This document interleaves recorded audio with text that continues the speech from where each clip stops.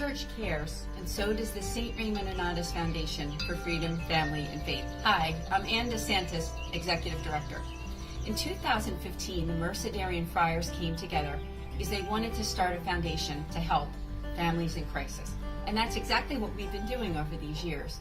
Whether it be something to do with divorce, separation, trauma, job loss, loss of a loved one, or other adversities, we've helped so many families get through those tough times through the spiritual works of mercy.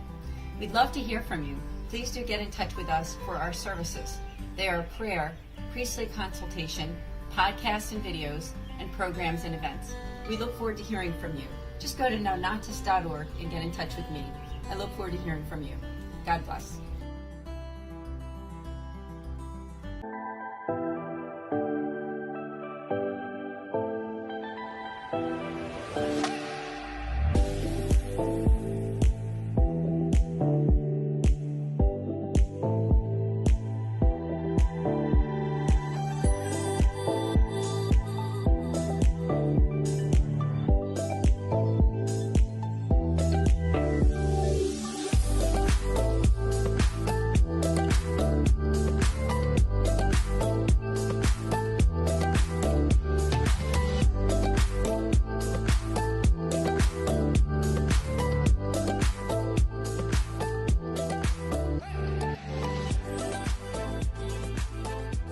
Fiat Ministry Network and Patchwork Heart Ministry present Journeys in Faith.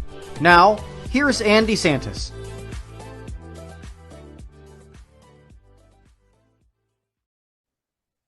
Hello, good evening, and welcome to Journeys in Faith here on Fiat Ministry Network. This is Anne DeSantis with another amazing guest I have for all of you.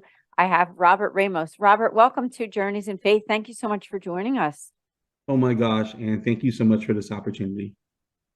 It's great to have you here because, of course, we know each other from a few different ways, but one of those ways is that you were just involved in the Eucharistic Summit that we did with the St. Raymond Annatis Foundation, Patchwork Heart Ministry, and Fiat Ministry Network. You did a great job on your talk. Oh, and that was such an amazing opportunity, and I'm still getting messages from it. And thank you so much again. Like I told you, that was it's pretty cool to be a part of something like that and have my family see something like that. That was awesome. It really was. And for people who are watching this show right now and thinking, well, what's the Eucharistic Summit? In case you missed it, it was an online opportunity that we did with over 20 Catholic speakers and authors. One of our headline speakers was a bishop. We did have Bishop William Byrne from the Diocese of Springfield, Massachusetts, Gary Zimak, Allison Gingras from Catholic Mom. We had Robert, Bill Snyder, myself, and so many others. So all you need to do to watch it is to go to Patchwork Heart Ministry on YouTube, and you can look and find the Eucharistic Summit. So please do check it out. You can also simply go to our website at nonatus.org. There's a Eucharistic Summit page. So I just encourage you, because that's there forever. It's not going anywhere. Definitely. Even though the event is over. Yep. I know I've sent that link out. I've gotten a lot of awesome feedback. So if you're on watching this and you haven't seen it, please take a look at it today. Absolutely. Thank you so much, Robert. Now, you are a husband, a father, a devoted Catholic, and you are the founder of missionrosary.com. Yes. And we're going to talk a lot about that on the second half of the show. But since the show is called Journeys in Faith, I thought we could start out with your own faith journey. So please do share with us how you came to follow your faith the way that you do and really to believe and be involved in ministry. Definitely. And what a journey. And it's really been a journey for me. I was born in 1979. My father made sure I was baptized within 3 months. He was a devout Catholic in the relationship. And unfortunately, he passed away when I was 2 years old in a car accident. So you didn't really have a lot of time. Sorry. Thinking. I mean, at this point, it's been my reality, but it does connect into our faith because this has always been my connection to my father. So my grandmother, his mother, very devout, very involved in our parish. Literally his family was the band. Like, she was a singer. I had an uncle on the drums. I had an uncle on a guitar. I mean, he was one of 11. And I want to say wow. 7 of them were a part of, like, everything that ran through the parish was, our family. So when I was about 6 years old, she grabbed my hand and said, your father was an altar boy and you're going to be an altar boy. And at that point, and again, as a 6-year-old, you know, when you lose your dad at a young age, people kind of whisper and they feel bad. And it's a lot of pity. At least it was for me, right? Oh, poor guy, he doesn't have his dad. And I had my mom and, we went through our struggles as a single mother would have. I mean, imagine my mom was 20 years old with 2 kids alone. And she had me when she was 19. My sister was just months when he passed away. Um, so when my grandmother grabbed my hand and said, your dad was an altar boy, you're going to be an altar boy, that was like my real first connection to something I knew about my father. And from that moment on, I always looked at my Catholic faith as a way to honor my dad when I didn't know I was really honoring our Father in heaven. So it really did start there. Oh, that's beautiful. I know that you and I have had other conversations, and I know you know Bill Snyder too, who is the founder of Patchwork Heart Ministry, and I met him through. Yeah, I we met met you each other through through him. Bill, and then of course I met you at a recent conference in person, which was so wonderful. And you and I have talked about different things and related to your faith, but I don't know if I ever heard you articulate the story about your dad quite that way. So I just want to thank you for sharing that. So what direction did your faith go into then, say from that young age, and then as you got into those young years, and then finally you had this breakthrough where you wanted to really get involved in ministry? Definitely. And there is a lot of, so I don't consider myself a revert. I was never too far away, but there was a lot of, and we've talked about this in the past. I had a really interesting upbringing. So as long as my grandmother was alive, she made sure my sister and I would go to mass. So we went to mass, and my mother would go, but it really was more driven by my father's mother, my grandmother on my dad's side. There wasn't a lot of Catholic faith on my mother's side. I never really saw that. So she passed away from breast cancer when I was about 11 years old.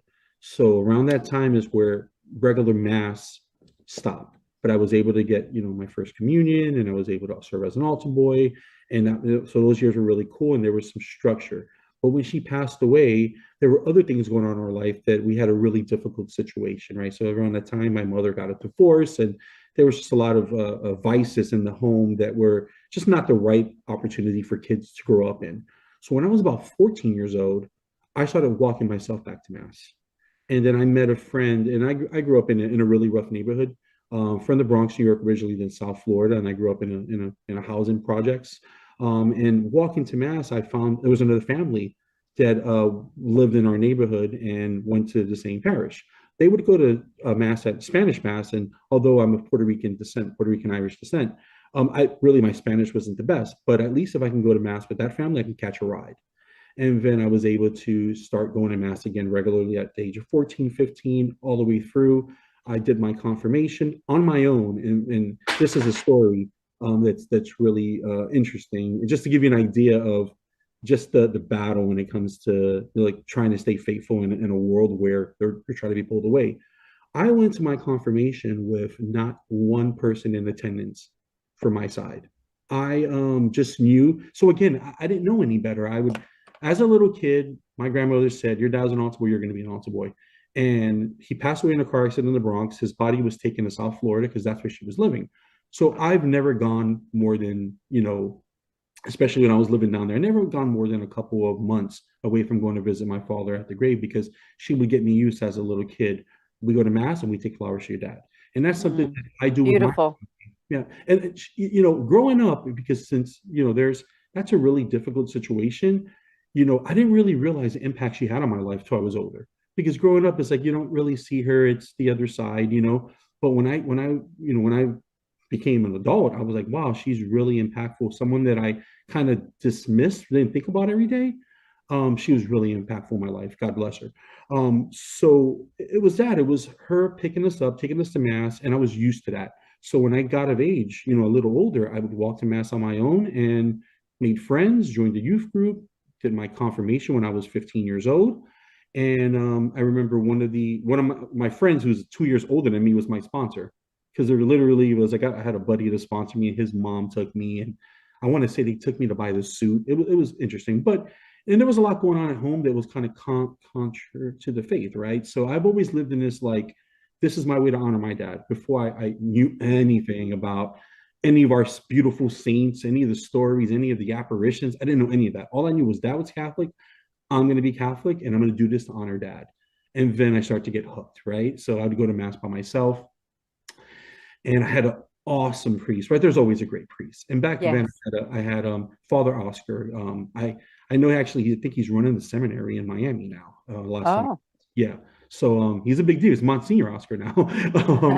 But Father Oscar was just great, right? So I remember opening up to him at that times and saying, "Hey, this is what I'm dealing with as a young guy, 15 years older. Things you just don't want to deal with as a kid, right?" And anyway, so I was going to mass regularly. Then I did get to 18 years old and kind of had the dating. I'm looking for college, and I went off to college my first year and played baseball in a small school, and then mass stopped, and then a year later I joined the army, and there are no atheists in the foxholes. So I remember I going to think the you said that army. before. I remember. Yeah, Yeah. yeah, no atheists in the foxholes, but not Uh-huh. that I was ever an atheist. But I'm saying is I got Yeah.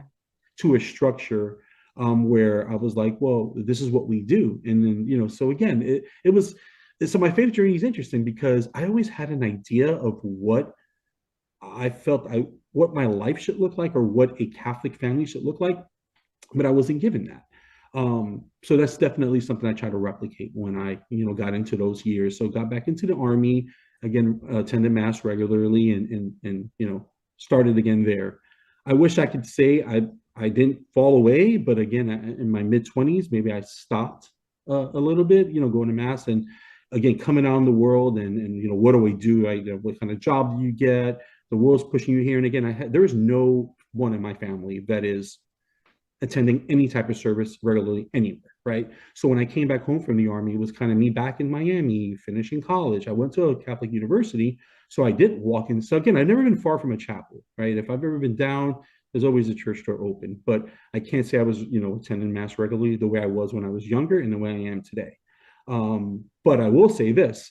When I was meeting people and dating, I'd ask girls on the first date, "Are you Catholic?" And they look at me like I'm crazy because they're like, "Who asked?" In Miami, Florida, right? So it was always like, again, the seed was planted, it was always there. But those were some interesting years because when I met my wife, I asked her that question, and she said, "Yeah, I'm baptized," and she had her first communion. So it was a pretty cool story. She went through RCIA Wow. without me Beautiful. even knowing, because I said to her, I was like, "Listen, I mean, I'm a mess. I just got out the service, really colorful upbringing. I mean, so many things that maybe one day I'll share. I'm still working through how to share that stuff with the world because I know it can be helpful to people. Because again, you're talking about a kid who will walk himself to mass, who had a lot of turmoil at home, right? And we're always being tested, What courage and perseverance, I would say. right? Or maybe I was Mm-hmm. young enough not to know better. But Mm. God bless my wife. She did. She knew that this was, while it wasn't a part of my life that she saw. She knew it was important to me, and she was raised, beautiful family, beautiful parents, very faithful. But she just didn't stop, And I don't understand this now as an adult, but like, let the kids figure it out at 15. No, you don't let the kids figure it out. That's right. We Agreed. guide them all the way through.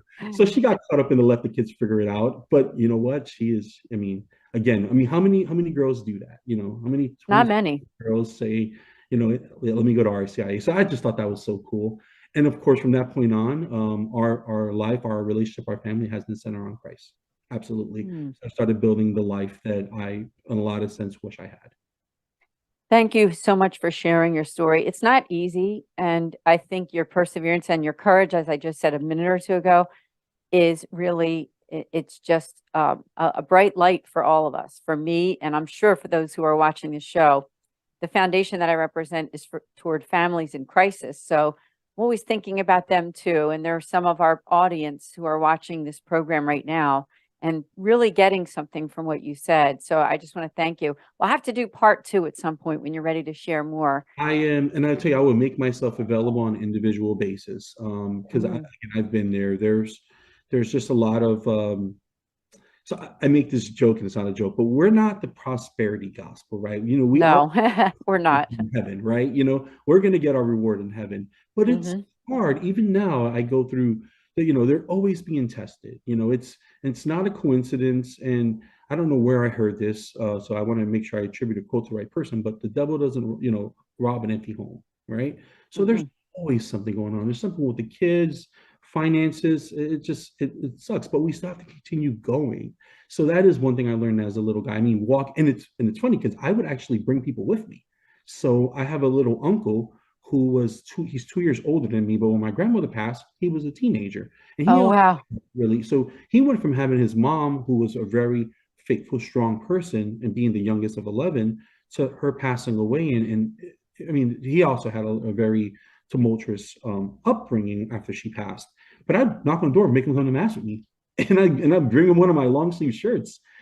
Wonderful. Even Oh, nowadays, he's see like, how your God is working through you, "Oh really yeah, is. like, don't That's in a start big that stuff way. anymore. We're not kids." When I mean, He's working through you in your personal life for sure and in your family. But when we come back from the break, we're going to talk about how he's worked through you for something else. And that's called Mission Rosary.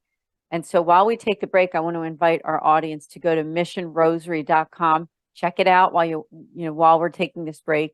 We'll be right back here in just a few minutes on Journeys in Faith.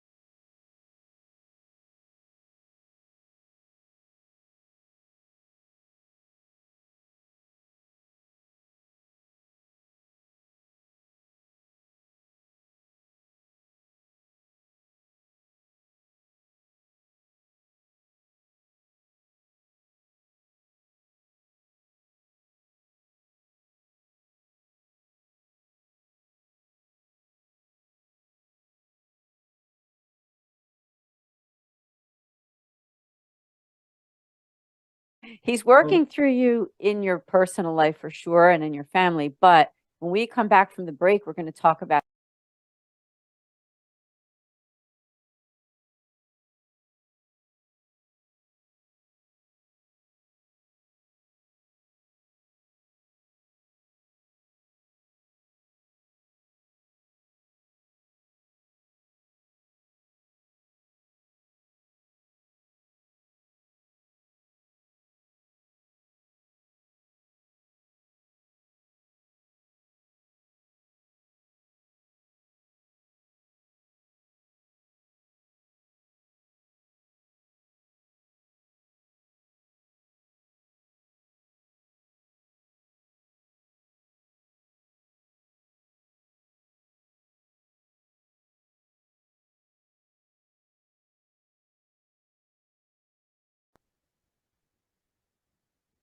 Welcome back to Journeys in Faith on this Friday evening with my guest, Robert Ramos. During the first half of the show, he was talking about his faith journey. Like a lot of times we do that on this show, as the title says, Journeys in Faith.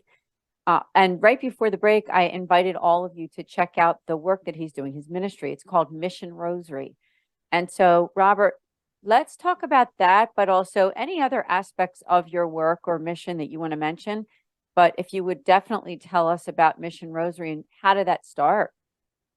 Definitely. So I touched a little bit on this on the Eucharistic Summit, and I hope you go back and watch that. Yes. But it really came again, and God is great, and I'm not going to complain. Everything happens for a reason, But I've always learned, like as I said, no matter what, I put my trust in our Lord and the Eucharist. And even again, I didn't touch on the other part, but I said it during the summit, and I'll say it again now.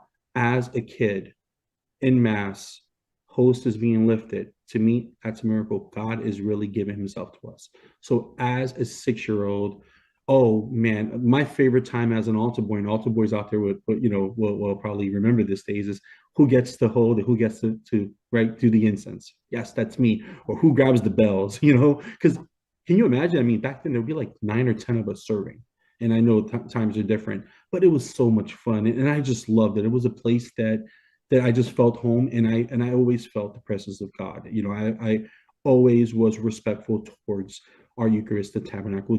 I love traditions. Even a person who didn't grow up traditional just thought like Jesus came and he left this for us, and we get to do it every single day. So that was always it. And transition to Mission Rosary, it really came out of a place of darkness. It came out of being in the pandemic, having the world shut down. I live in Hoboken, New Jersey. At the time, I worked in New York City, so right across the river. And I mean, there was deers running through the streets of Hoboken. Like that doesn't happen. They're 50,000 square. I mean, this is a square mile town with 50,000 residents in it.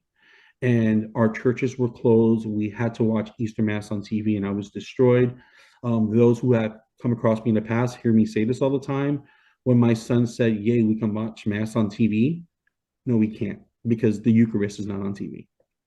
And Yeah. and that's where it started. Just the desire to want to do more. Because look, I say this all the time. I'm just a regular guy. I'm no one. So who would follow me? What can I bring to anyone? But I do know that I've been able to overcome and persevere in faith. Yes, you Maybe I have. can help one person, and that's what I thought back then. Because that imposter syndrome kicks in. Like there's some wonderful, beautiful Catholic speakers out there.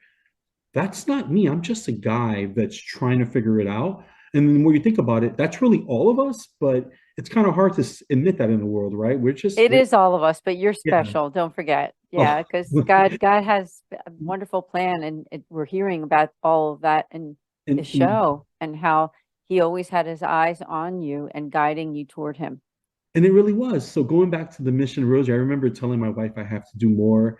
And I was listening to a Catholic radio show, and I remember talking about the importance of the Rosary. And my son and I, we started to look for the Rosary online in Latin, and it just talked to me, opened my heart. He's so bright, so he started reading along with the prayer, and I'm like, I got to do something. Like I got to, like, if I feel like this, others feel like this, and there's a way for it to kind of bridge the gap. So I started to work. And the idea was Mission Rosary was a daily rosary app, very similar to a fitness app. And there are a lot of apps out there. And funny story, when I was doing research on it, I couldn't find a lot of apps in the App Store.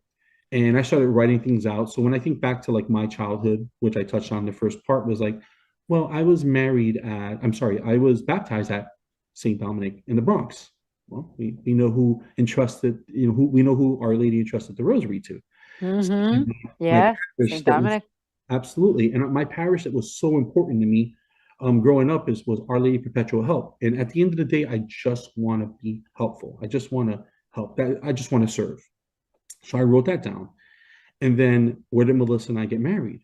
None other than Holy Rosary Parish in Palmetto Bay, Florida.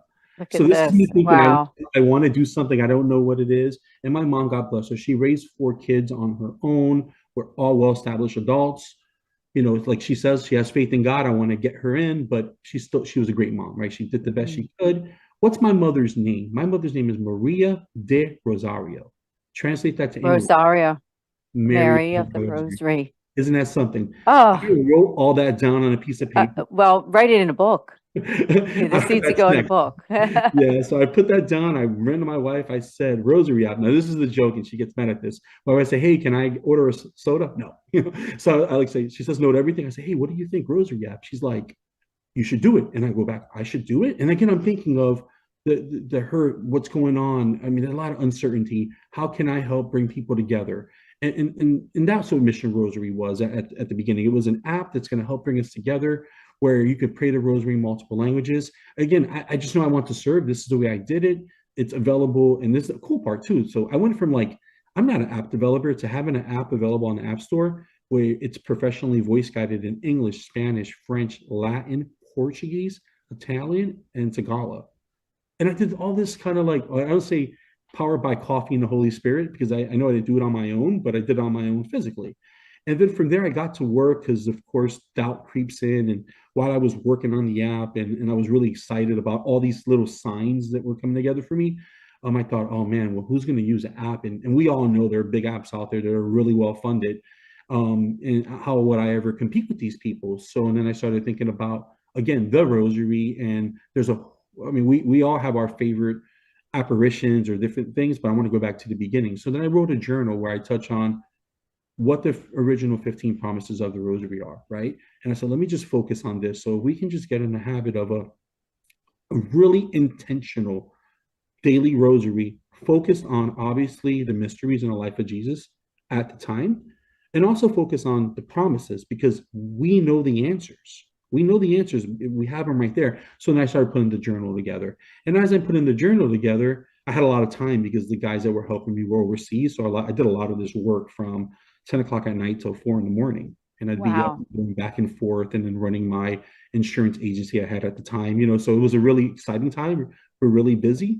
And then I started designing T-shirts because Monsignor Michael, where I attend church right now, St. Peter and Paul in Hoboken, New Jersey, always says, don't be afraid to stand in faith in the public square. So that's always ringing in my head. And that's where I came up with coming up with the T. So I'm actually wearing one right now. It says Mama Said Don't Give Up. I call this my pro-life, my pro-everything shirt.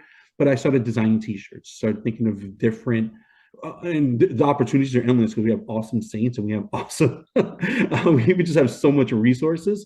But I got to work. I was like, I wanted to just build something where, again, if you're lost and you need help or whatever, so do I. Let's get together. So what a Mission Rosary is, it's you need help praying the Rosary, press play. You don't need to press play. You're pretty good. Let's work on some prayer intention. Let's put things together in a book.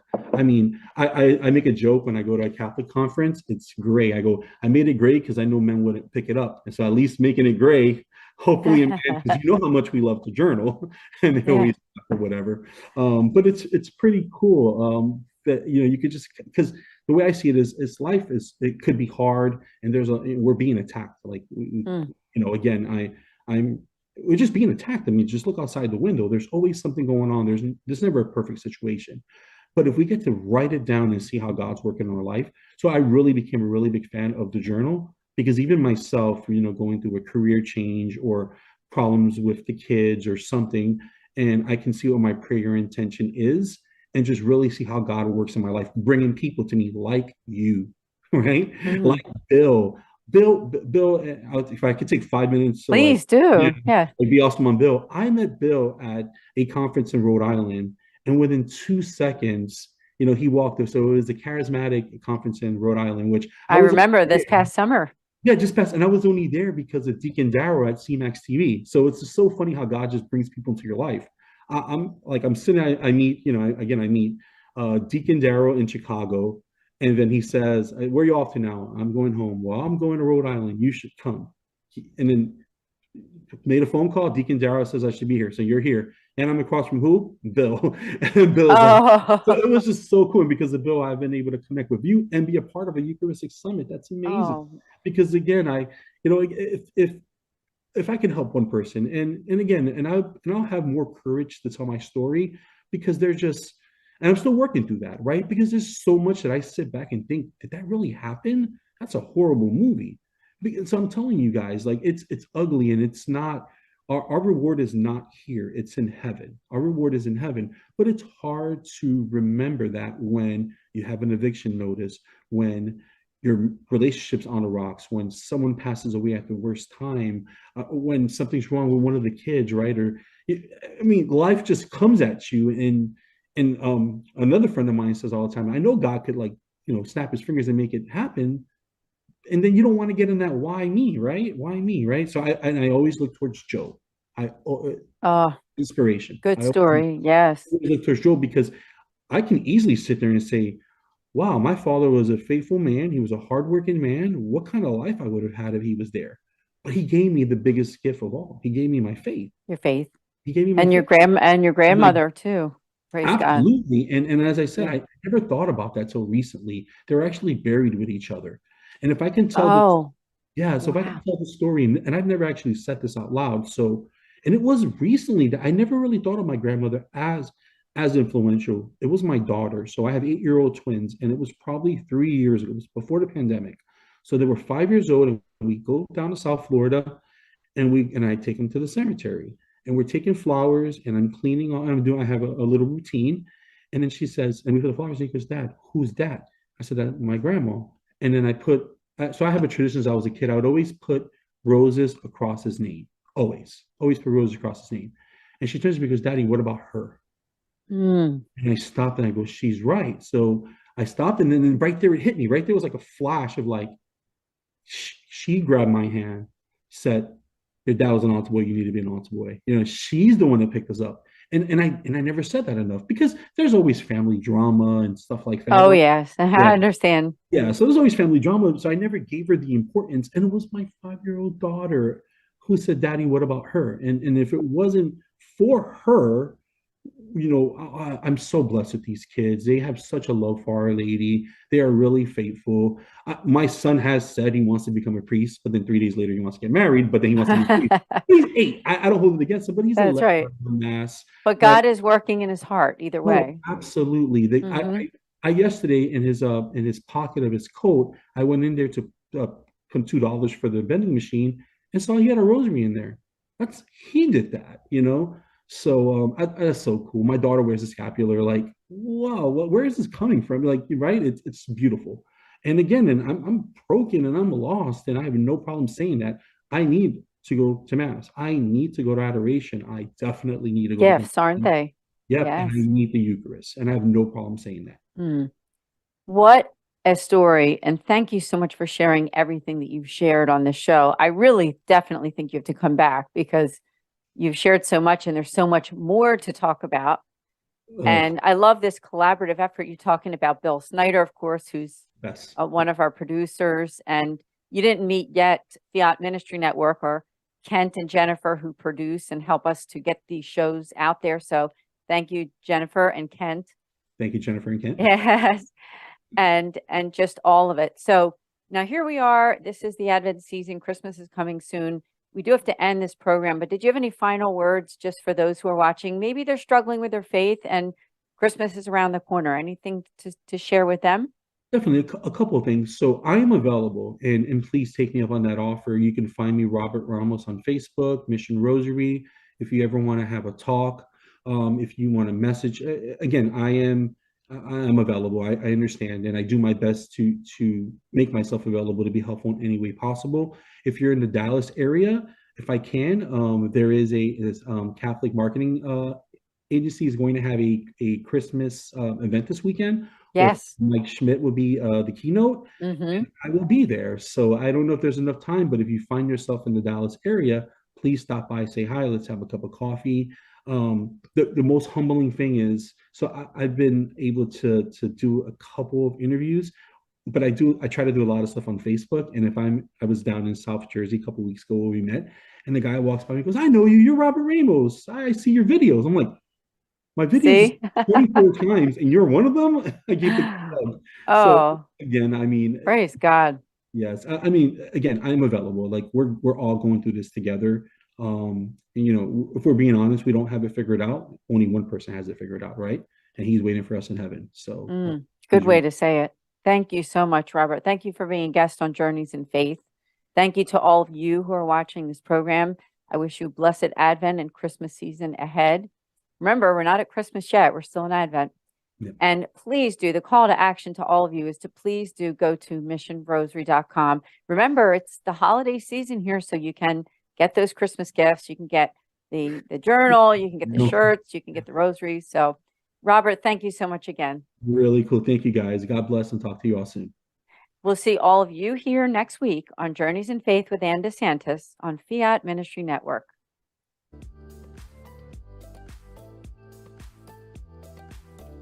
Journeys of Faith is a production of Fiat Ministry Network and Patchwork Heart Ministry. For more information about Journeys of Faith, email info@fiatministrynetwork.tv. And be sure to friend, follow, and like us on social media.